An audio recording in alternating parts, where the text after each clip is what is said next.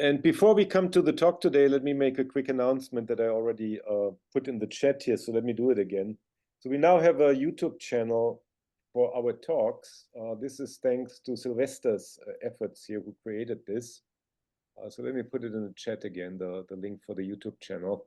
So all the videos, both from the regular Quasi-World seminar and the Pacific Quasi-World seminar, will be posted there.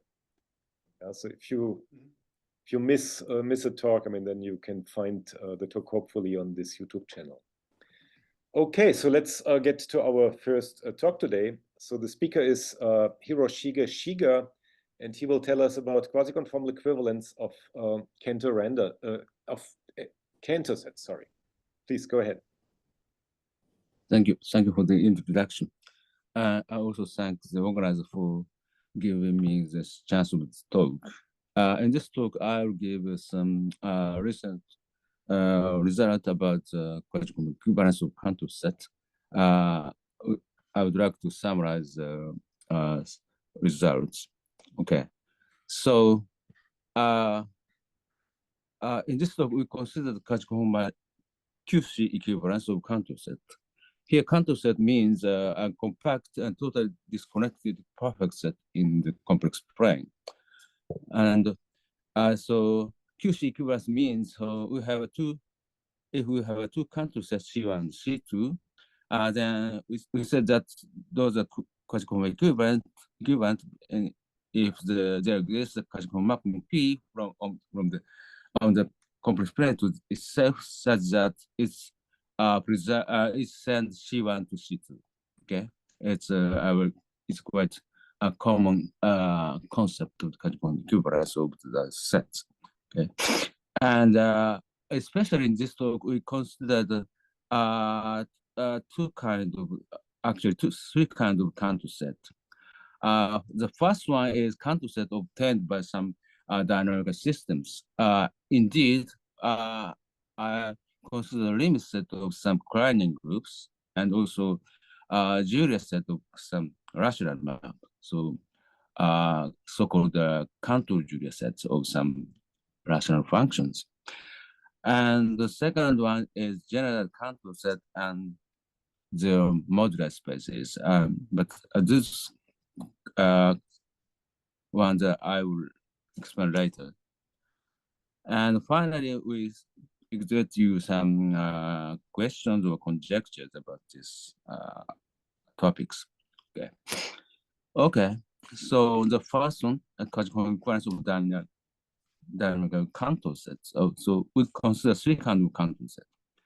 The first one is C0, we identify C0. It is the standard middle one-third Cantor set in the unit intervals.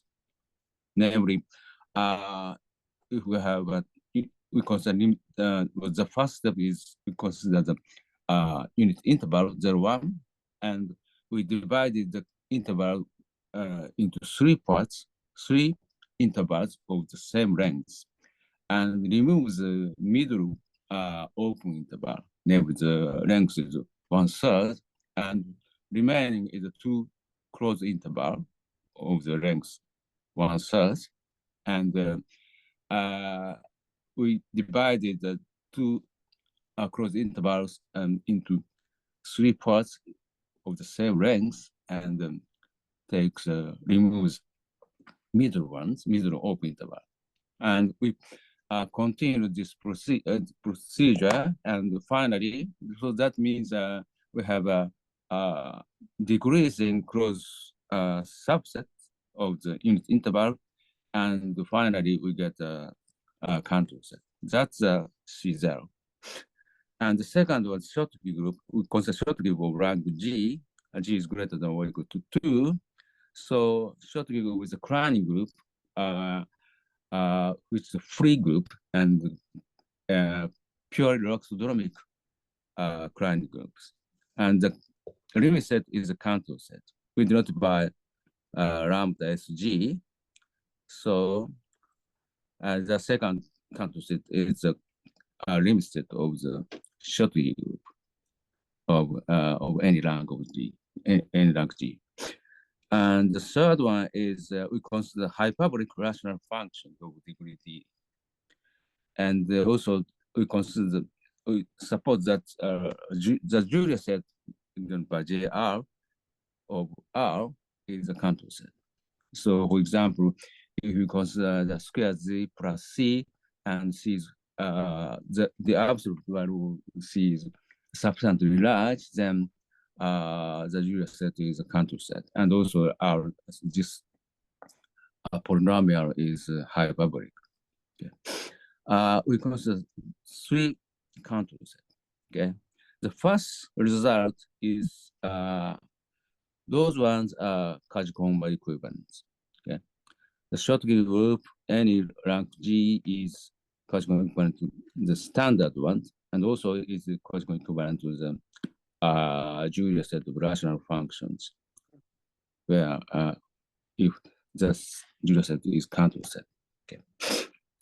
So to show this term, we use some a kind of criterion for two open Riemann surfaces to be Quasiconformal equivalence. I'll explain the criterion. So if we consider two homeomorphic open Riemann surfaces, R1, R2, and we said that R1, R2 are QC equivalent near ideal boundary. That means if there exists some compact set K1, K2 in R1, R2 such that the outside of K1 and the outside of K2 are Quasiconformal equivalent. Then we said that two Riemann surfaces R1, R2 are QC equivalent near ideal boundary. Namely, so Riemann surface where two Riemann are homeomorphic. That's the first assumption, and we take some compact subset. So outside compact, that's the near the ideal boundary. So except for the compact subset, if we have two, if we have a Quasiconformal mapping from the outside of the some compact set to the another outside, then we said that those Riemann surfaces are Quasiconformal equivalent near ideal boundary. And then we showed that if so the problem is, so when two open Riemann surfaces are globally Quasiconformal equivalent. So the first result is if R1, the genus of R1 is finite, then QC equivalence near ideal boundary means the global equivalence of Quasiconformal equivalence of two Riemann surfaces. But we have a counterexample if the Riemann surface of infinite genus, namely there exists the Riemann open balance of Riemann surface of infinite genus, such that two of them are Quasiconformal equivalent near ideal boundary, but they are not Quasiconformal equivalent globally. So by using this, so in your case, those Cantor set. So the outside of Cantor set is a Riemann surface or open Riemann surface of infinite type, but the genus is 0. So we can apply this as the first statement of the proposition. Namely, to show the QC equivalence, global QC equivalence, we just show that local, some kind of local QC equivalence near the Cantor sets. That's the strategy of the proof of this this first theorem.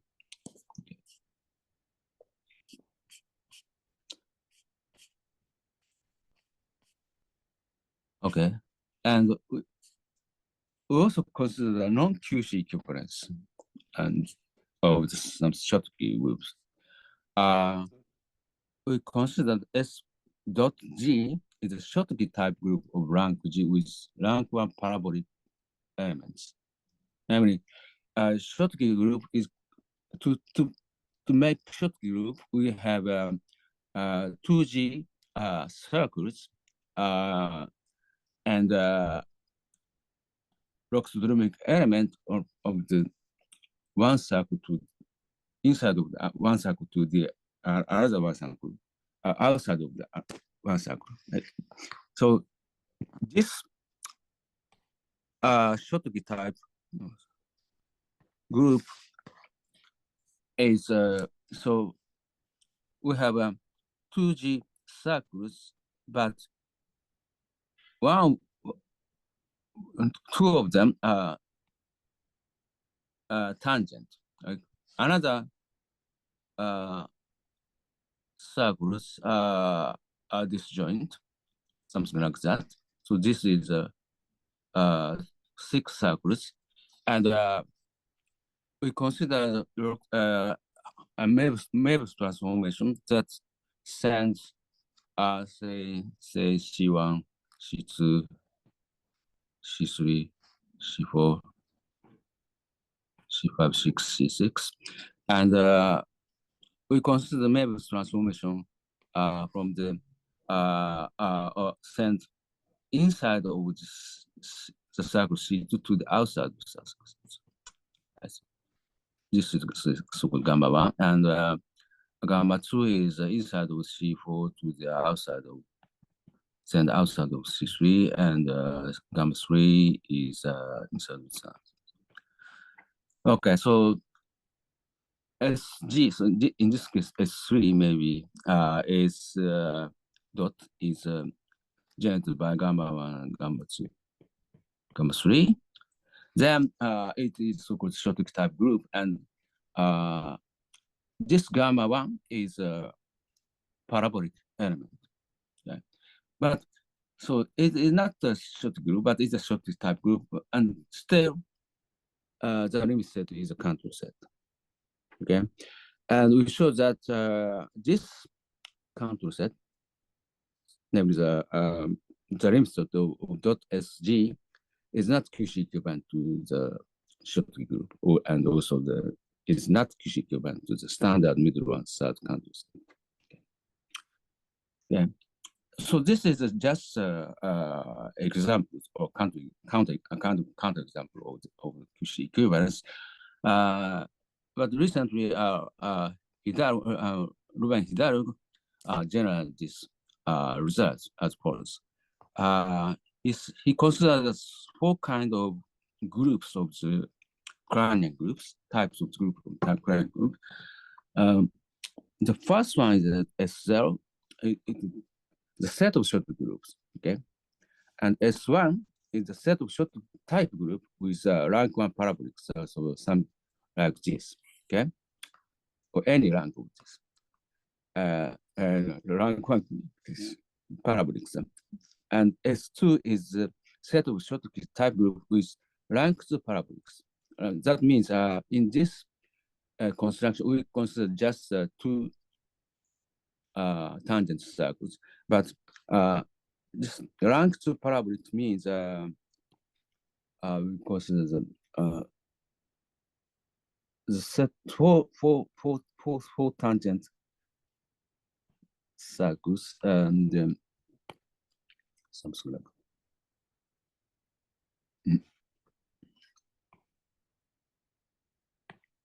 well.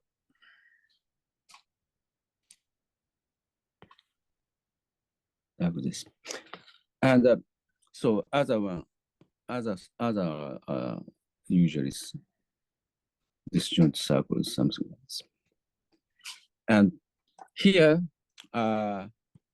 we consider a similar Mabus transformations, namely the inside of this green circle sent to the outside of the green circle, and also inside of the this blue circles sent to the outside of this blue circle. So these 2 Mabus transformations are both parabolic, and it makes a rank the parabolic element. Okay, so and similarly we consider the Kleinian generated by this this parabolic element and also this Roxholm element. This Roxholm element. Then that's a Schottky type group with ranks parabolic.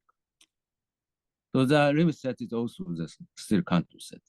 Okay, and that is this final type S3 is a set of Schottky type group with rank 1 parabolic and rank 2 parabolic contains both of them. Okay, so we have a 4 kinds of type of groups of Kronig groups, and he said that if Kronig will belong to the same type, so S0 to S3, then the limit set is, so the Cantor set is Quasiconformal equivalent to each other. And also, there are different kind of groups, Si and Sj, then the limit set are not Quasiconformal equivalent. Okay. So this is a generalization of our previous result and also counter examples. Okay. Actually, if it's a theorem of Masket that system says if the Kronig group is finitely generate or finite generate and the limit set is Cantor set, then the group belongs to one of these 4 one of these 4 kind of class groups. Okay. So in other words, Hidalgo's theorems completely characterize a limit set of finitely generated limit set of finitely Kronig of the Cantor set. So, and okay. The second one is general Cantor set. So, as I said before, the standard one, construction standard middle one third Cantor set is we take each and the same we remove the closed or open interval of the other lengths are the same as the 2 intervals. So we generalize these constructions. Namely, we take omega, which is a sequence of the 0-1 intervals. So we take Q1, Q2 dot. And we define the Cantor set E of omega from these sequences. So this is similar to the construction of the standard ones.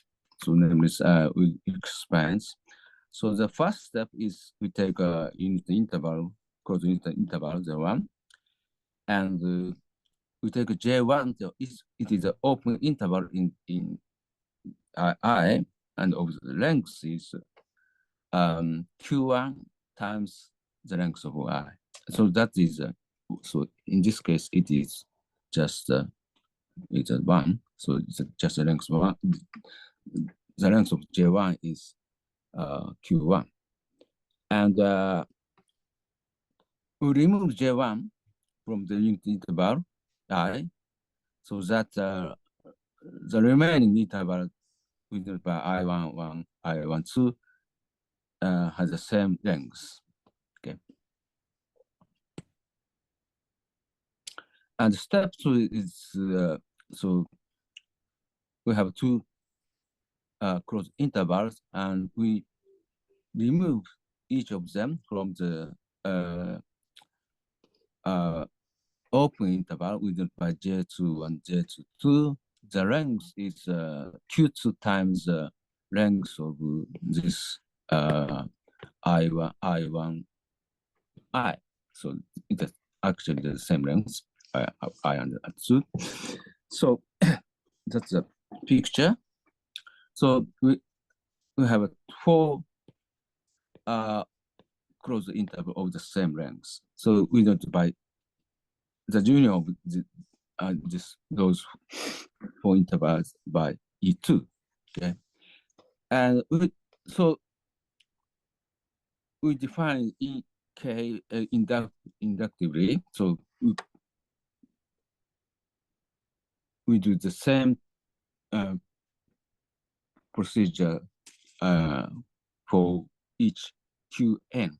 So that is so QEK is a union of 2 to the k closed interval IKI. I is 1 to k of the same length. And step k plus 1, we remove the middle open interval of the length is qk plus 1 times the length of the whole interval IKI, such that the remaining 2 intervals have the same length, Okay. And so the Cantor set E omega is just the intersection of the EK, all of EK. So that's the generalized Cantor sets determined by the omega of the sequence of the unit intervals. So the standard middle one Cantor set is given by omega 0, which is just a sequence of 1/3. Okay, and we do not by E omega 0 is just instead of C0. So, and we define the moduli space of this general Cantor set. I mean, that is, we take omega in a sequence 0, 1 to the n, and moduli space of omega is just by the set of omega prime in the sequence, such that the Cantor set E omega prime is equivalent to E omega. Okay. And you said that some kind of notion that so would take a delta in the 0, 1, and we said that this sequence delta rho 1 bounds if any Qn is greater than delta for any. That's the notion of delta bounds for omega. And in this situation, as we show the following. Take two sequence, omega and omega tilde in this space, and both of them has a delta lower bound, some delta, and we put some strange quantity, which is something like d omega tilde, which is this output of this logarithm, and output of qn minus qn tilde. Then we show that if this quantity is finite, then there exists Quasiconformal mapping from the respect to itself, such that it sends E omega tilde to the E omega. And the maximal dilatation, the K of phi is a maximal dilatation of the Quasiconformal mapping, is just some number related to just the omega tilde, where C delta is constant depending on delta. Okay. In other words, if this quantity is finite, then omega tilde belongs to the modular space of omega. Okay.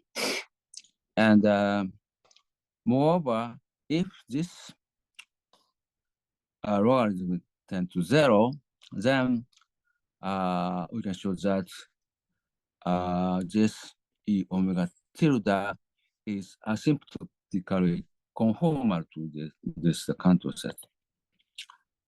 That means asymptotically conformal means say that we have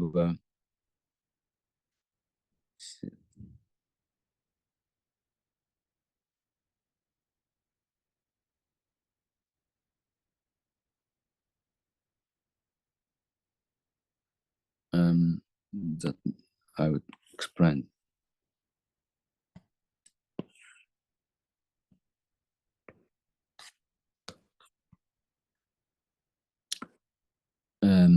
We have two Cantor sets. Well, I don't know. So this is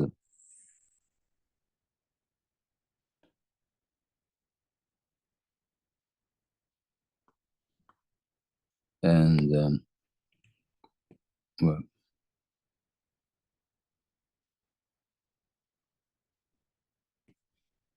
I don't know that.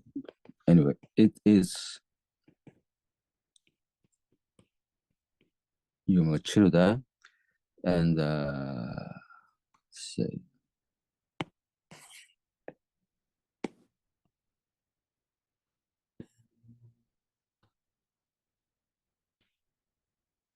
and this is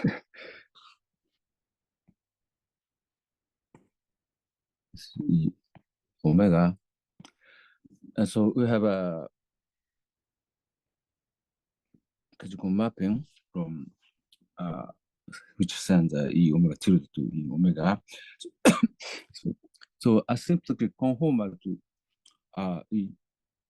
E omega tilde is asymptotically conformal to E omega tilde means there exists some, so for any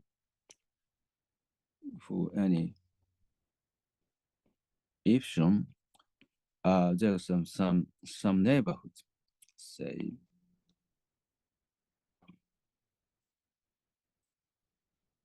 no, some neighborhood.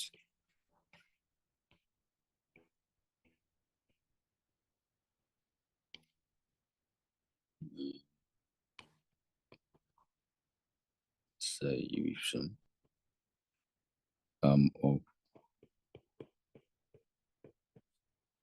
neighborhood. Such that phi no, that maximal dilatation of P in the neighborhood epsilon is less than 1 plus epsilon. So I don't know. So that's the definition of the asymptotic conformality. Then, so it is not so hard, not so hard, but it is, we can show that, particularly in this case, half of the range of the both Cantor set is same.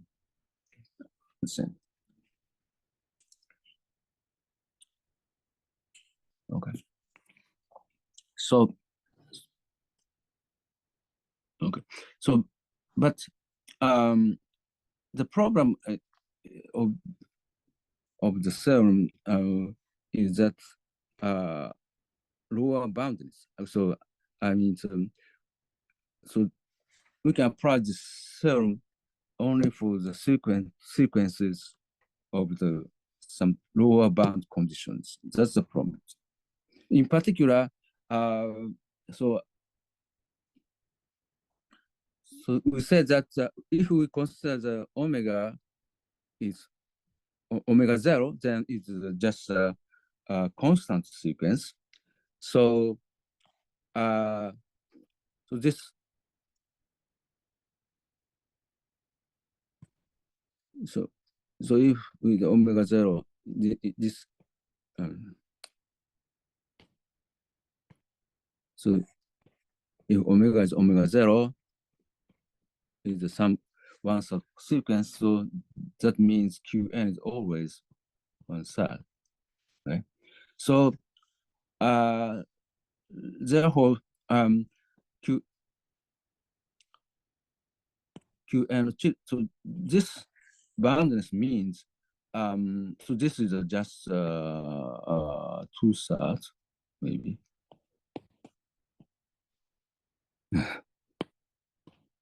this is yeah. So this finite means so this finiteness means Qn is also the strictly greater than 0 and strictly less than 1. Okay. No, yeah, no, sorry. If Qn is strictly greater than 0, then and strictly less than 1, then this is finite. So in other words, modular space of M omega 0 contains a sequence strictly which are strictly positive and strictly less than 1. So the first problem is we consider we want to know the necessary and sufficient conditions for sequence to belong to the modular space of the standard one-third Cantor sets. Okay. So yeah, so that's the next result. Okay. And to explain the condition, we need some quantities about the sequence. So for omega then, and if we take a epsilon, which is the unit in open interval, we define omega epsilon I, which is not by this number. I will explain. That is say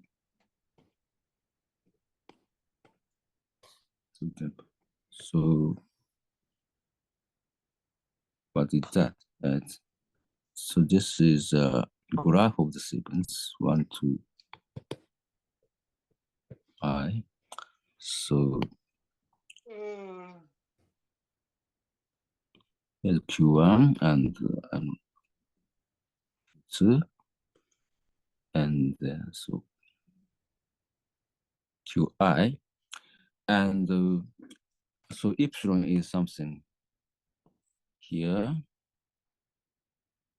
Okay, so that's the height is epsilon, and so what is omega I? Omega epsilon I. Omega epsilon is an infinite than k, such that omega I plus k is greater than or equal to epsilon. So so there's omega.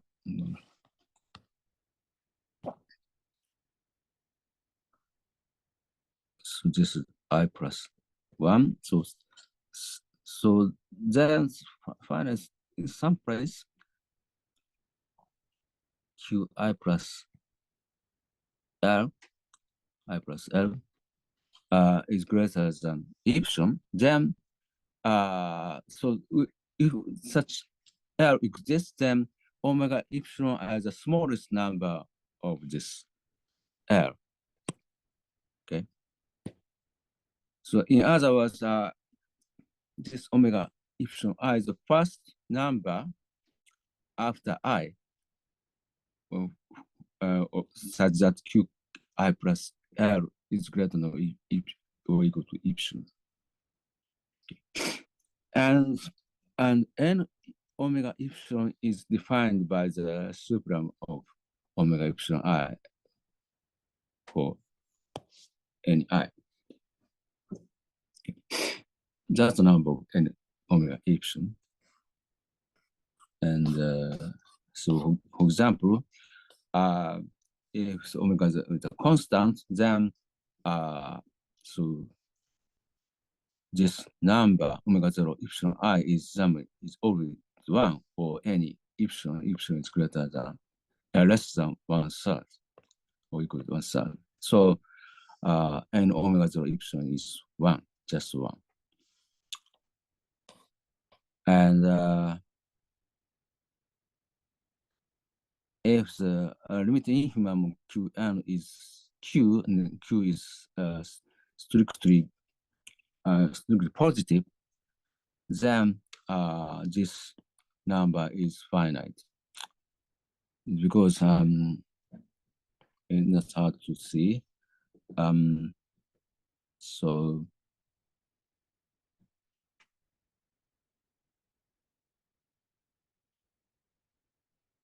there's Q, and yeah. So the sequence is limit infimum is Q. So so for any epsilon less than this number Q, then finally this Qn is greater than epsilon. So by the definition of this n, verifies that this is finite. Okay.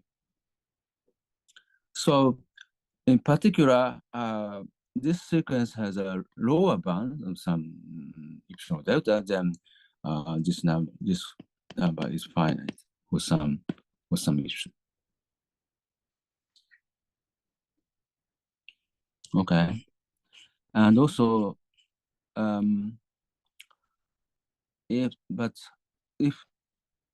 third example is we take Qn is by 1 over n if n is even, and 1/3 if n is odd, then this is you can write the sequence. This is just so Q1 is 1/3 and Q2 is half, and Q3 is also still 1/3, and we should write and so Q4 is something. And so you see that a sequence of the limiting infimum of the sequence is 0, but you see that this n omega epsilon is always 2 for the any epsilon is less than or equal to 1/3. Okay. So this is an example, typical example of the sequence which does not have a lower bound, but this n omega epsilon is finite. Okay. And the theorem is by using this quantity, we can just characterize the moduli space of the standard Cantor set. This sequence belongs to the moduli space of this standard Cantor set if and only if the supremum of the Qn is less than 1, and this quantity is finite. It is if and only if conditions. And to show this theorem, we obtain the following two propositions. The first one is about the first condition of this sequence.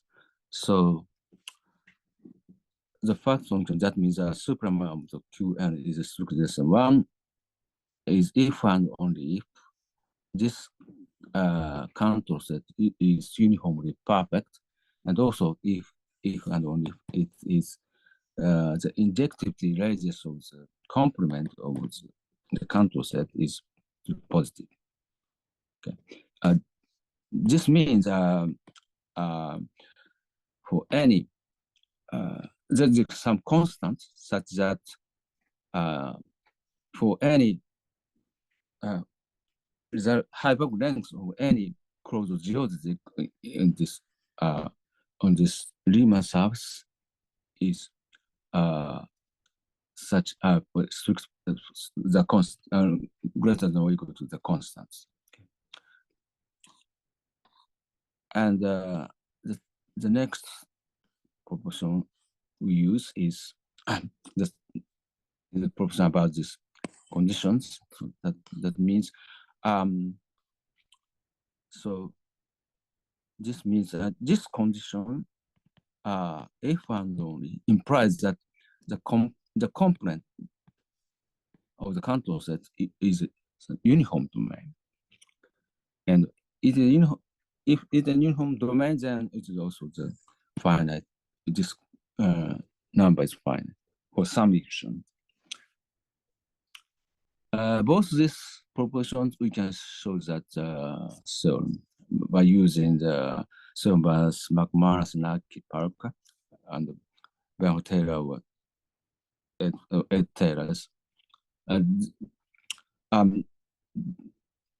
theorems of them said that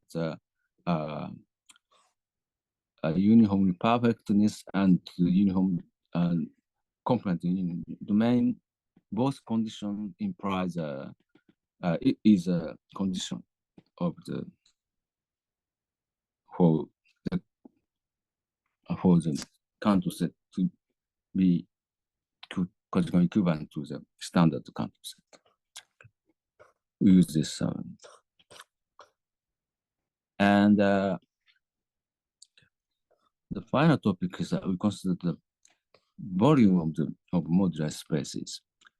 Because of the modular space lies on the this space, okay, infinite product of the unit intervals.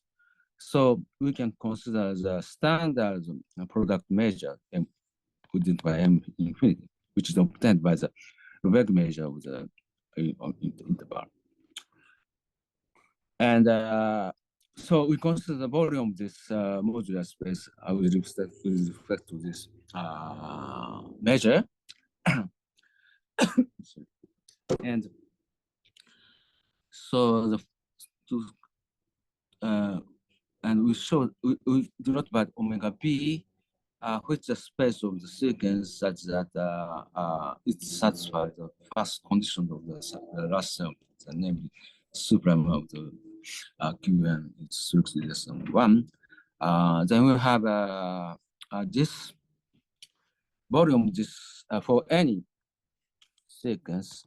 The volume of this modular space is less 0, vanished. In particular, the modular space of volume of the modular space of the standard Cantor set is also 0, because it is the standard one belongs to this space. Okay, so last 5 minutes, I will explain the some questions about these our result. The first one is analog of Hidalgo theorem for the rational maps. So let's recall the theorem. Yeah. And yeah. His theorem says that he divided any finite generate the limit set of any finite generate Ukrainian group with a Cantor limit set of the finite generate Ukrainian group into four classes and characterize Quasiconformal equivalence by these 4 classes. So I ask you to the similar result about the complex dynamics. So the first one is classifies all Cantor Julia set into some classes and determine the qc-equivalence of this Cantor set.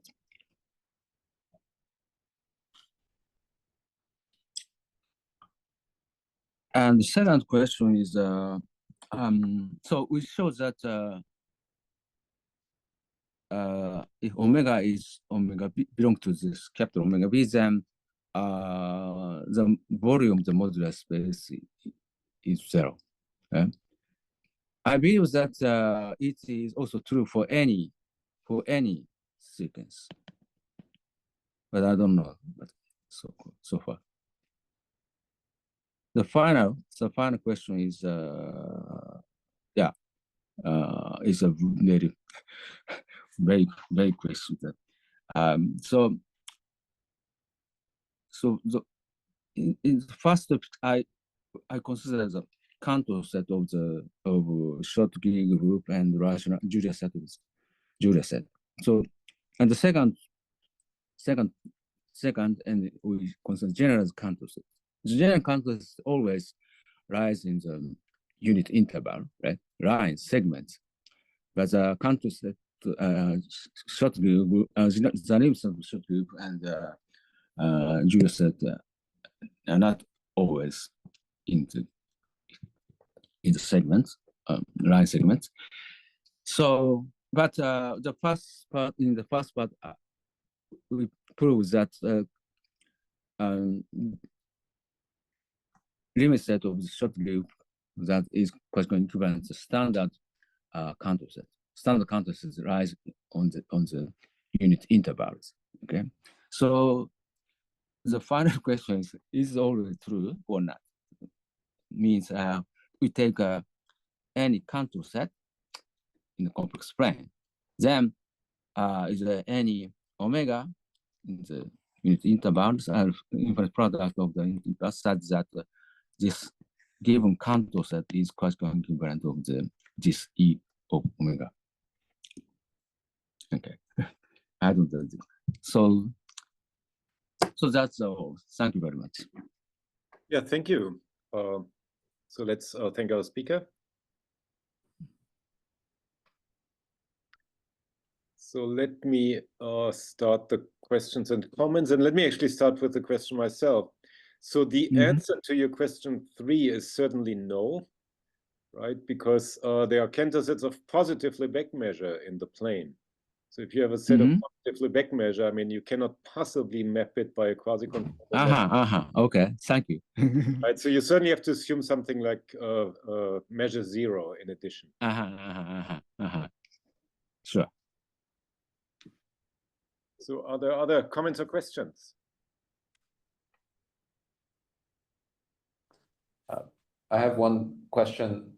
Have you considered or have people considered random Cantor sets? So if you don't use, so something that say come from percolation on the interval. Yes.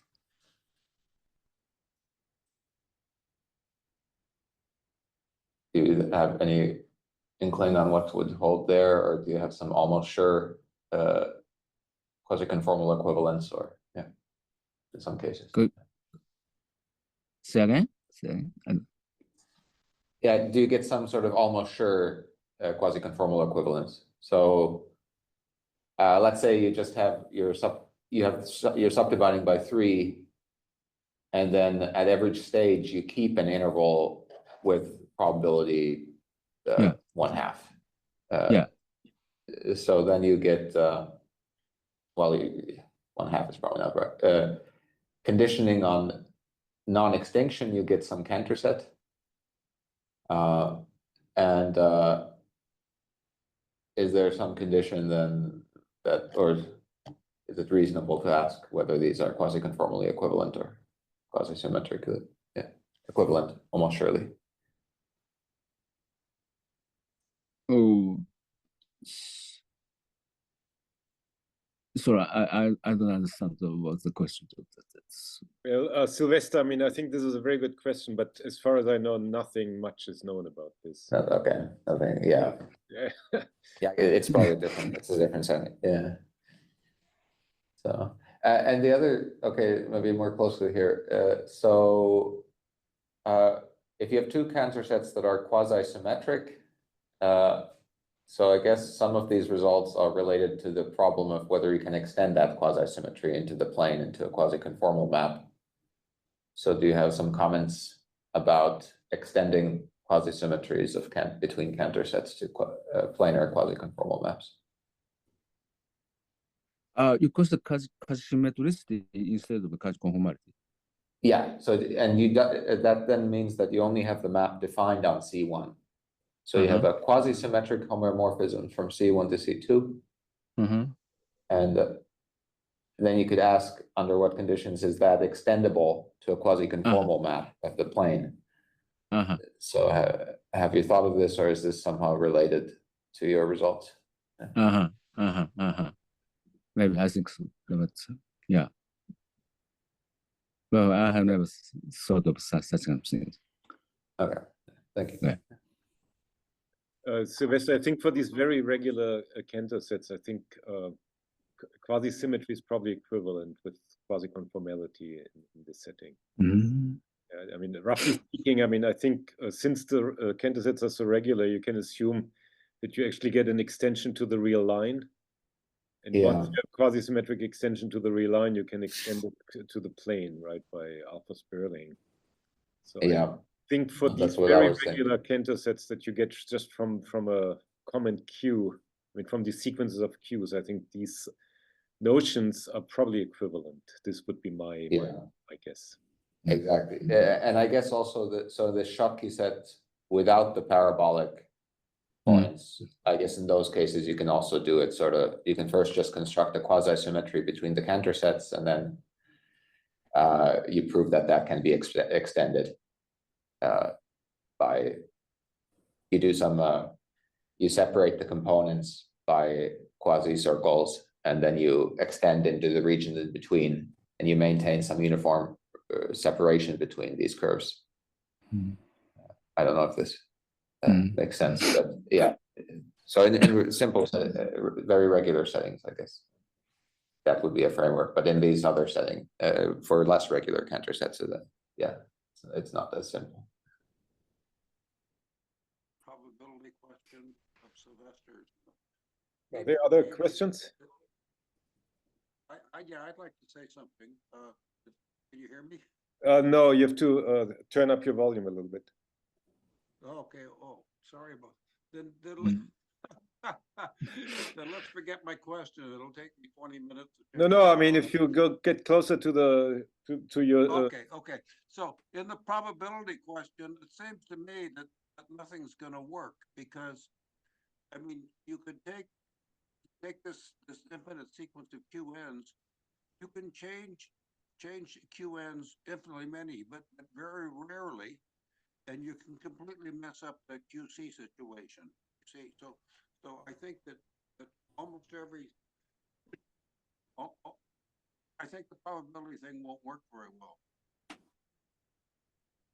Yeah, I think this very much depends on the model, John. Yeah, you're right. I mean, if you have a very general model, I mean, then you probably can't say much, right? Okay.